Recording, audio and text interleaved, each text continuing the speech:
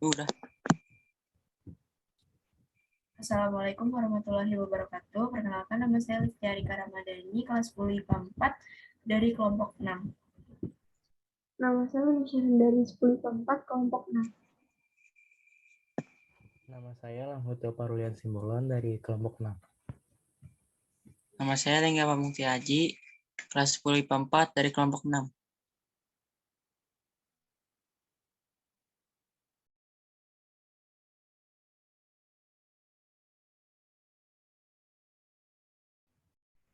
Dan kami akan mempresentasikan materi tentang virus.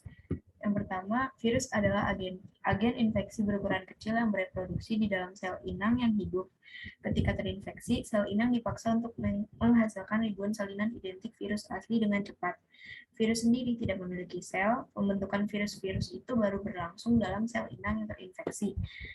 Sejarah virus yaitu pada tahun 1883 Adolf Meyer yang merupakan seorang ilmuwan Jerman yang sedang mencari penyebab penyakit mozaik di tembakau yang menyebabkan daunnya itu menjadi bercak-bercak.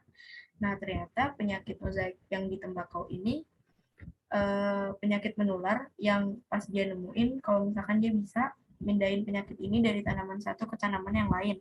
Caranya getah yang diekstrasi dari daun tanaman sakit ke tanaman yang sehat. Nah, Bayer ini mencari mikroba di dalam getah yang menularkan penyakit. Tapi dia nggak dapat hasil apa-apa. Jadi kesimpulan di Bayer, penyakit ini disebabkan oleh bakteri yang lebih kecil hingga tidak dapat dilihat dengan mikroskop. Pada tahun 1892, Dmitri Ivanovsky asal Rusia menguji hipotesis Bayer. Caranya dia mengalirkan getah daun tembakau yang sakit melalui saringan untuk mengambil bakteri. Ternyata masih menimbulkan penyakit mozaik, tapi dia masih percaya kalau misalkan bakteri itu penyebab penyakit mozaik tembakau. Alasannya karena mungkin patogen memiliki bentuk yang sangat kecil sampai masih bisa melewati saringan, atau bakteri toksin tersebut dapat melewati saringan dan menimbulkan penyakit. Pada tahun 1897, Martinus Bendrick, ahli botani asal Belanda, menemukan kalau agen infeksi yang ada di getah itu telah disaring bisa bereproduksi. Dia melakukan eksperimen dengan menyemprot tanaman yang terkena mozaik dengan getah yang sudah disaring. Dia menggunakan getah ini untuk menginfeksi tanaman lain dan meneruskan proses ini dengan serangkaian proses infeksi. Jadi tanaman satu ke tanaman yang lain dan gitu terus. Nah, patogen ini udah bereproduksi karena kemampuan dia menimbulkan penyakit ke tanaman yang lain tidak berkurang setelah berulang kali dilakukan tahapan transfer dari tanaman satu ke tanaman yang lain. Lalu, pada 1935, Wendell Stanley berhasil mengkristalkan partikel penginfeksian penyakit mozaik dan yang sekarang dikenal dengan julukan TMV atau tobacco mosaic virus, yang kemudian TMV dan jenis-jenis virus lainnya dapat dilihat dengan bantuan mikroskop elektron.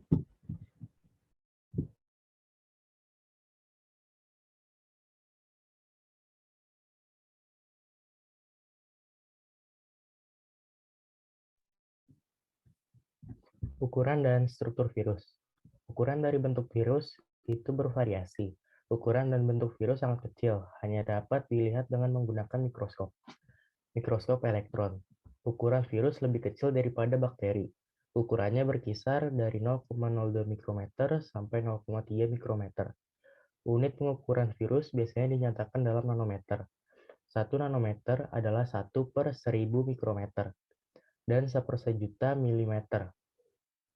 Meski tersusun atas struktur tubuh yang sama, virus ternyata dapat mempunyai bentuk tubuh yang bervariasi. Sedikitnya, ada 5 macam bentuk virus yang telah diidentifikasi oleh ilmuwan. Macam-macam bentuk virus tersebut antara lain oval, bulat, batang, polihedral, dan huruf T. Struktur virus. Pada umumnya, virus memiliki struktur yang terdiri atas asam nukleat, atau biasa disebut genom, yang dibungkus oleh kapsid, memiliki lempeng dasar yang biasa disebut serabut ekor. Berikut penjelasannya. Yang pertama, ada kepala virus, memiliki kepala berisi DNA atau RNA yang menjadi bahan genetik kehidupannya. Isi kepala ini dilindungi oleh kapsid, yaitu selubung protein yang tersusun oleh protein.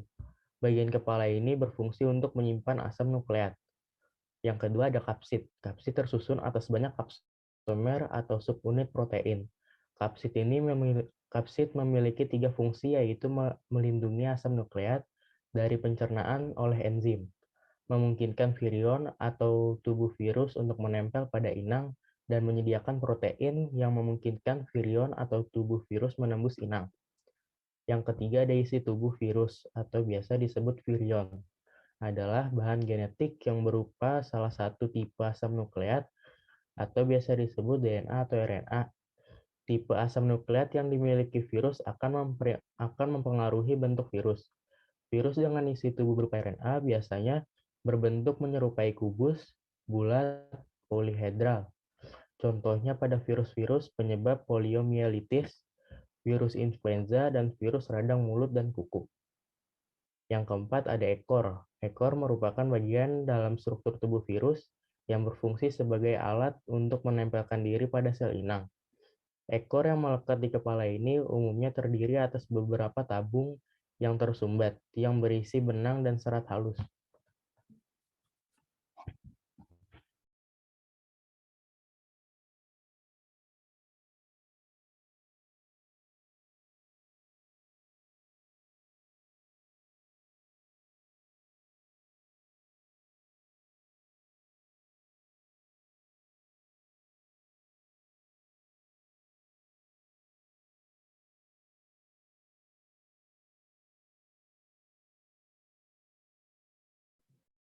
Cara hidup virus. Setiap virus memiliki tipe yang berbeda dalam menginfeksi sel inangnya.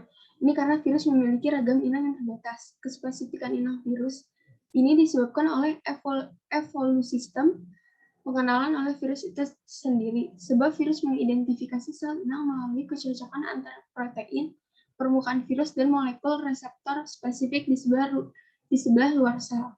Sejumlah virus memiliki perkiraan inang yang luas, misalnya seperti virus West Nile dan virus Encephalitis kuda merupakan jenis virus yang sangat berbeda, di mana masing-masing virus ini dapat mengidentifikasi nyamuk, burung, kuda, bahkan manusia, sedangkan jenis virus lain memiliki sasaran inang yang sempit sehingga hanya dapat menginfeksi satu inang saja.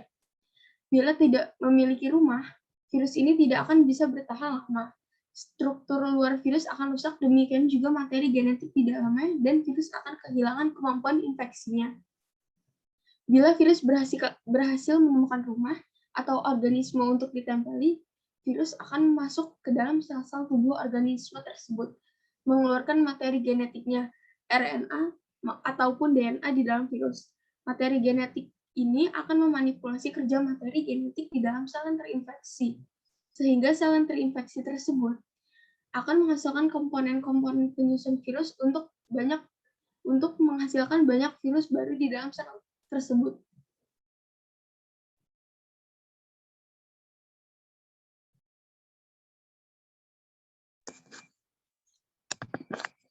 Reproduksi virus. Virus berkembang biak dengan cara replikasi, berbanyak diri, di dalam sel inang. Untuk replikasi virus hanya memerlukan asam nukleat. Materi yang diperlukan untuk sintetis protein virus berasal dari sel inang atau hospesnya.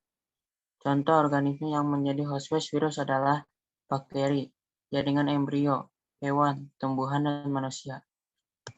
Berikut adalah tahap-tahap proses reproduksi virus terdiri dari 5 tahap, yaitu 1. Tahap adsorpsi. Tahap menempelkan virion pada bagian reseptor sel inang dengan menggunakan serabut ekornya. 2. Tahap penetrasi. Pada tahap ini, selubung ekor berkontraksi untuk membuat lubang yang menembus dinding dan membran sel inang. 3. Tahap sintetis. Tahap pembentukan asam nukleat, salinan genom, dan komponen-komponen virus dengan menghidrolisir DNA sel inang. 4. Tahap pematangan. Pada tahap terjadi perakitan partikel-partikel virus yang lengkap membentuk virion-virion baru dengan menggunakan asam nukleat dan protein. 5. Tahap lisis. Tahap pemecahan dinding sel inang dengan menggunakan enzim lisozim yang berfungsi merusak dinding sel bakteri sehingga virus baru akan keluar dan menyerang sel inang yang baru. Siklus hidup virus meliputi siklus litik dan siklus lisogenik. A. Siklus litik. Siklus litik yaitu replikasi virus yang disertai matinya sel inang setelah terbentuk anakan virus baru.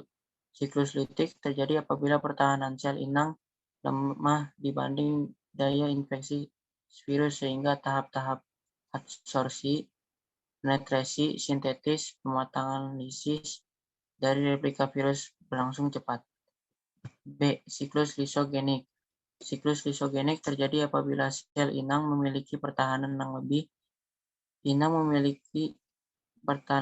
baik dibandingkan dengan daya infeksi virus, sehingga sel inang tidak segera pecah bahkan dapat reproduksi secara normal.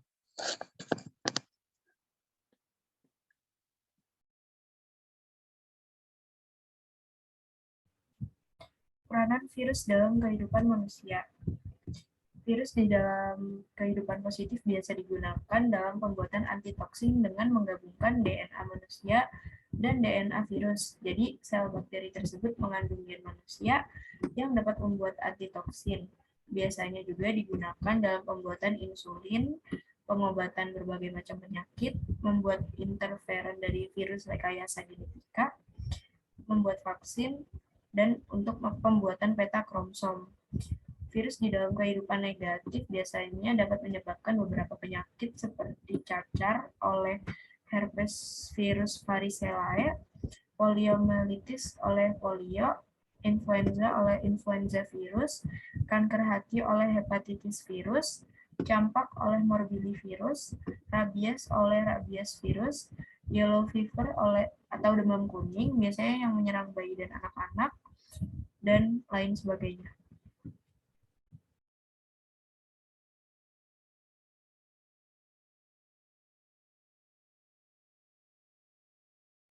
Sekian presentasi dari kelompok 6, kurang lebihnya mohon maaf. Wassalamualaikum warahmatullahi wabarakatuh.